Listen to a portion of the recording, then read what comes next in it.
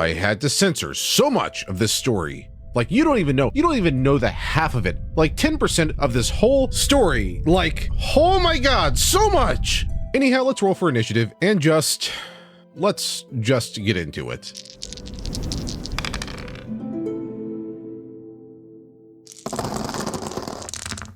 Did you know there is a DM version of It's What My Character Would Do? If you have a DM that excuses crossing boundaries with It Is What My World Is Like, run before you have a horror story.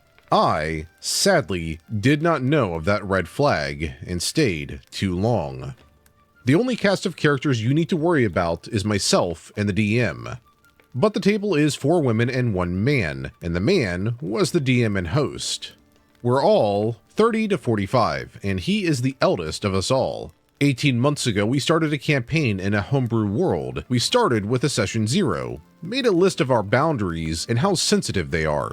The relevant ones are no graphic violence, no violence towards children, no torture of children, and the death of children happens off screen, and finally, no uncomfortable scenes. Everything was going well, more or less for a year. There were some minor violations, like hinting that some slaves were kept in unpleasant situations. Another player said that was rather close to the line of graphic violence, as a slave could not really withhold consent. We rescued 8 children who were hurt, nails ripped off, fingers cut off, scarred, but it did happen off screen. The DM apologized, but said, "This is how my world works, I can't help it." But he did say he'd be more mindful in the future. Then, about 6 months ago, things started going wrong. The first major violation was to another player. Her backstory was she grew up in a loving home, had a sibling, was apprenticed to a kindly wizard when she was 11. He changed the backstory so now her parents were demon worshippers, and when she was 7 or so, she was sent to be hurt by a demon, described in detail as a dominatrix, and graphic violence was hinted at. Again, he said, "It's what my world is like."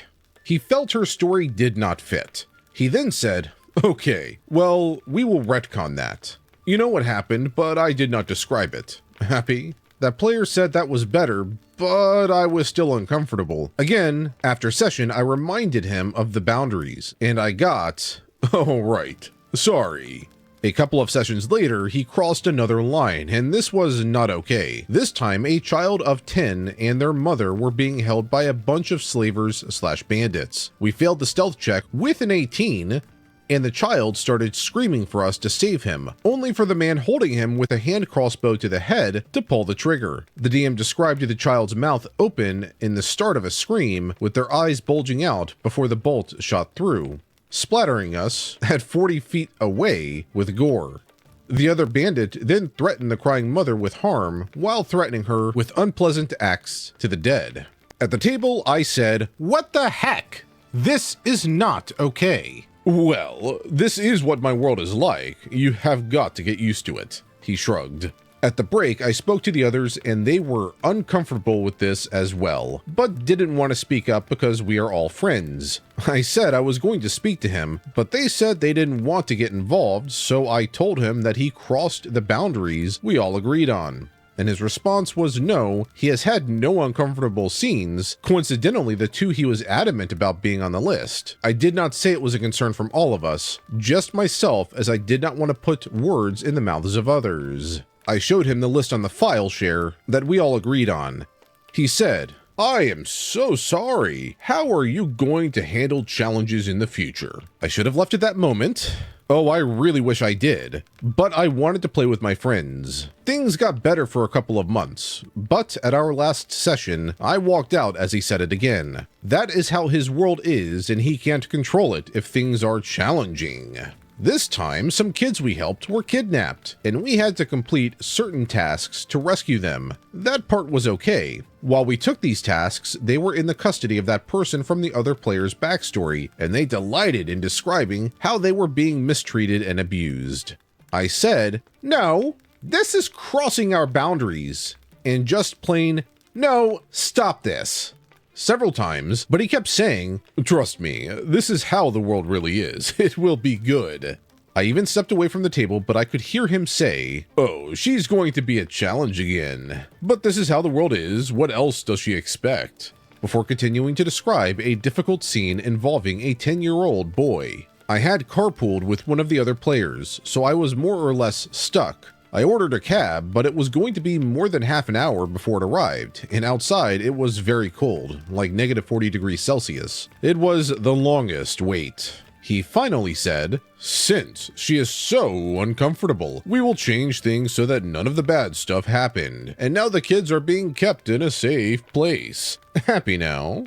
I was not happy, of course. Changing things does not work in real life. When the cab arrived, I packed my stuff up and said, "Sorry, I must go." No shouting, no confrontation. I just wanted to leave safely and quickly. As I left, he tried to block me from leaving his house and grab me, but I didn't even stop to put on my shoes as I headed out to make sure I escaped. The last thing he said was, "My world is a grim place. It is something you need to learn." I did send a message to each of the other players to apologize for leaving, assuring them I still consider them friends, but that I was not returning. I said, "This is not the right table for me." And one player apologized for not saying anything. She was scared she'd be asked to leave if she spoke up. Another player said I owe the person in charge an apology because I disrespected them in their own house. And really, it wasn't that bad because they worked hard on the world. She changed her mind after we chatted a bit. She did think I made things more difficult by reminding him what the boundaries are and said maybe I should have chosen a gentler approach than just walking out. The third called me a mewling quim. Yes, she got that line from Loki in the Avengers, and criticized me for making the person in charge feel bad. I realized my mistake when I looked back at the gradual increase of his boundary pushing and recognized the gaslighting. I did not regret the loss of the friendship with the one who thought she'd be funny calling me a troublesome person, and I don't know if she knows what that means. But I might still be friends with the other two, if I didn't try to please the person in charge and play along for so long. He told me repeatedly that this was his world. And like with "it's what my character would do" players, it was his choice to make his world difficult. It was his choice to ignore the boundary list. I'm not worried about finding another table, as I also DM my own table and enjoy it immensely. I'm going to take some time to make sure that my world does not put people in the same situation, and I've checked in with my players that are scheduled for next week. End post. Okay, no hot takes this week. This DM is blatantly creepy, and you don't even know the half of it, because I had to censor so much that the meanings behind some of what was converted were effectively lost in translation. So if you think what he did was bad in the story as it was presented in this video, it is actually quite a bit worse. And I understand it.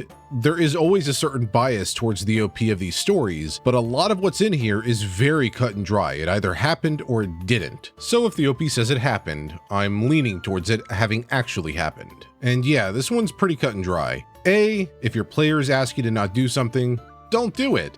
And B, lay off on the creep factor. Okay, this is incredibly creepy. Like, if I was in this game, I would strongly consider keeping an eye on him because these actions are not normal, to say the least.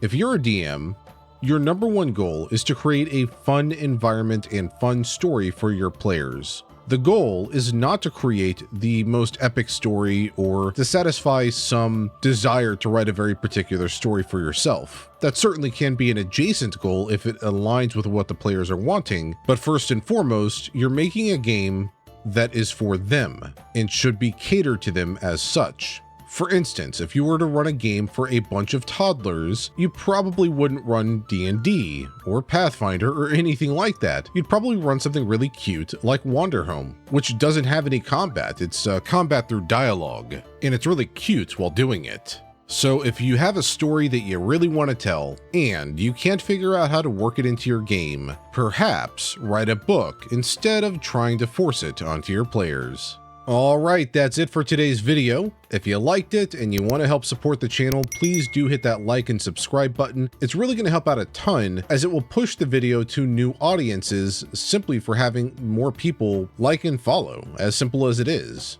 Now then, while you wait for my future videos, here are a few related videos that you can watch in the meantime.